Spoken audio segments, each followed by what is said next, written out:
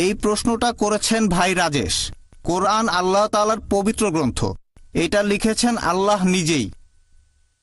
যদি বাইবেলের অনেক কথা কোরআনের সাথে মিলে যায় তাহলে বাইবেলের লেখক কে? একই বিষয়ের উপর আরও একটা প্রশ্ন করা হয়েছে। এই প্রশ্নটা করেছেন মিসেস খান। আমাকে একজন প্রশ্ন করেছে, যেহেতু বাইবেল আগে এসেছে, কোরআন সেখান থেকেই লেখা হয়েছে, অনেক কিছু নকলও করা হয়েছে, দয়া করে এটার একটা উত্তর দিবেন। প্রথম প্রশ্নের ব্যাপারে বলতে গেলে যে পবিত্র কোরআন যদি আল্লাহর বাণী হয় আর বাইবেলের অনেক কথা কোরআনের সাথে যদি মিলে যায়, তাহলে এই বাইবেলের লেখককে আল্লাহ তাআলাই কি বাইবেল লিখেছেন? আমরা বিশ্বাস করি যে কোরআন আল্লাহ তাআলার বাণী। এখন যেটা কোরআনের কথার সাথে মিলে যায় সেই অংশটাকে আমরা আল্লাহর বাণী বলে মেনে নিতে কোনো রকম আপত্তি করব না। তার মানে এই না যে পুরো বাইবেলই আল্লাহ তাআলার বাণী।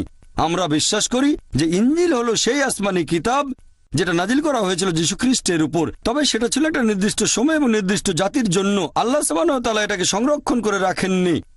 কিন্তু কোরআন হলো সর্বশেষ আর চূড়ান্ত আসমানি কিতাব। আল্লাহ কোরআনে বলেছেন সূরা হিজর অধ্যায় নম্বর 15 আয়াত নম্বর 9, আমি কোরআন অবতীর্ণ করেছি এবং অবশ্যই আমি এর সংরক্ষক। তার মানে এই পবিত্র কোরআন হলো ফুরকান, যেটা দিয়ে সঠিক আর বেঠিকের পার্থক্য করা যায়। কোনো কথা কোরআনের সাথে মিলে গেলে আমরা বলবো এই অংশটাকে আল্লাহর বাণী বলে মেনে নিতে আমাদের কোনো আপত্তি নেই।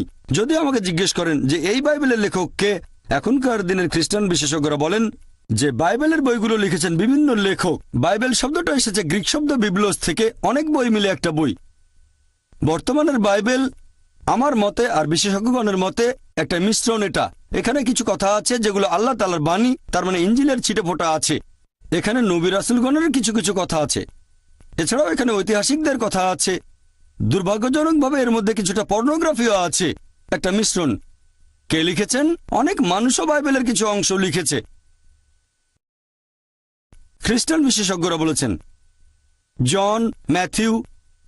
আসলে গসপেল জনের মত অনুযায়ী, গসপেল ম্যাথিউর মত অনুযায়ী, গসপেল লুকের মত অনুযায়ী, আর কোরআন আমাদের বলছে সেই গসপেল যেটা যীশু খ্রিস্টের মত অনুযায়ী।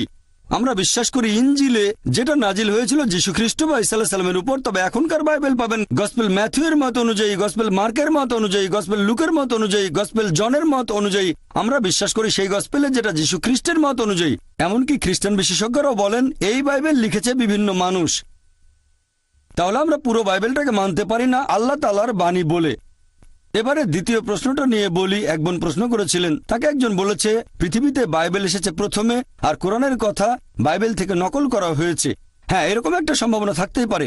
আরেকটা সম্ভাবনা এরকম, যদি দুটোর মধ্যে সাদৃশ্য থাকে, হয়তো বই দুটোর উৎস একই, তাহলে বাইবেলের কিছু অংশের কথা কোরআনের কথাগুলোর সাথে মিলে যায়। এখন বাইবেলের যে অংশ পবিত্র কোরআনের সাথে মিলে যাচ্ছে সেগুলোর উৎস হয়তো একই, তার মানে আল্লাহ সুবহানাহু ওয়া তাআলা।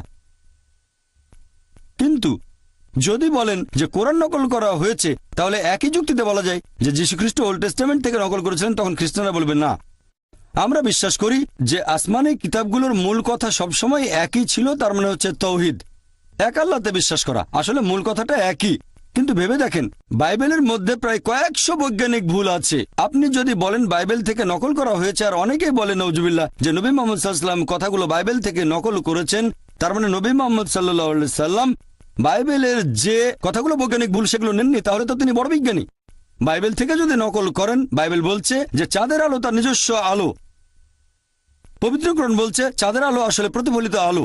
বাইবেল বলছে জেনেসিস অধ্যায় 1 অনুচ্ছেদ 16 থেকে 19 চাঁদের আলো তার নিজস্ব আলো। আর কোরআন বলছে সূরা ফুরকান অধ্যায় 25 আয়াত নম্বর 61 চাঁদের আলো হচ্ছে প্রতিফলিত আলো। তাহলে নবী মুহাম্মদ সাল্লাল্লাহু আলাইহি সাল্লাম তিনি বাইবেল থেকে নিয়ে সেটা শুধরে দিয়েছেন, আর বললেন না এটা নিজস্ব আলো না প্রতিফলিত আলো। এটা সম্ভব না। কোরআনে এমন অনেক কথা আছে যেটা বিজ্ঞান জেনেছে কিছুদিন আগে। কোরআন সেটা 1400 বছর আগে বলেছে। কোন মানুষের পক্ষে এগুলো লেখা সম্ভব না। কোরআনে যে কথাগুলো আছে কোরআন কখনোই নকল করা হয়নি। এজন্য আমার ভিডিও ক্যাসেট দেখেন বিজ্ঞানের আলোকে কোরআন ও বাইবেল, সেখানে বিস্তারিত জানতে পারবেন। সেখানে আমি প্রমাণ করেছি যে কোরআন বাইবেল থেকে নকল করা হয়নি। কোরআন হচ্ছে ফুরকান, যে মানদণ্ড দিয়ে সঠিক আর বেঠিকের পার্থক্য করবো। আশা করি উত্তরটা পেয়েছেন।